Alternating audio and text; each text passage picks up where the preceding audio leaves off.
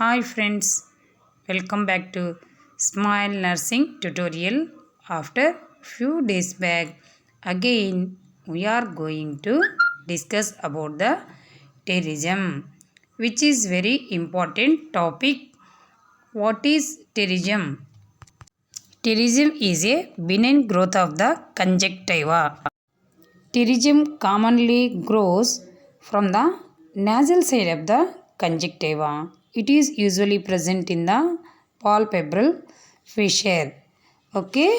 Next, coming to the causes. There are many causes. First, we will know one by one. Exposure to excessive amount of ultraviolet lights is thought to be the most significant cause of pterisym. It is common in people living in sun areas and people whose jobs expose them to ultraviolet lights. For example, farmers and welders. The risk of pterygia is higher in ozone layer depleted regions of the world. Other causes of pterygia include environmental irritants, for example, wind, dust, chemicals, and air pollution. Next, signs and symptoms of pterygium.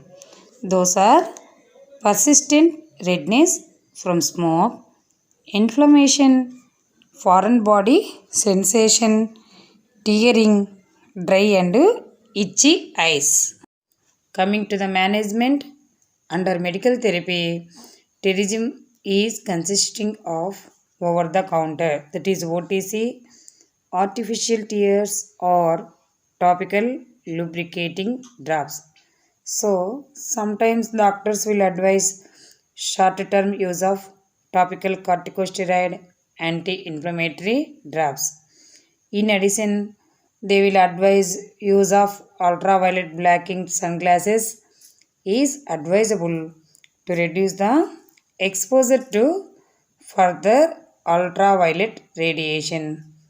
Next, lubricant ointments, antibiotic eye drops like prednisolone drops are advised. Sometimes doctors may advise surgery for excision of pterygia is usually performed in an outpatient setting under local or topical anesthesia with sedation if necessary. Next, coming to the nursing management. To prevent pterisym, use sunglasses that black out ultraviolet light. That means close fitting wrap around styles are best. Wear sunglasses and hat when outdoor. So, we have discussed about the pterisym. Thank you for watching this video. Next, we will meet with the keratitis and dacrocystitis.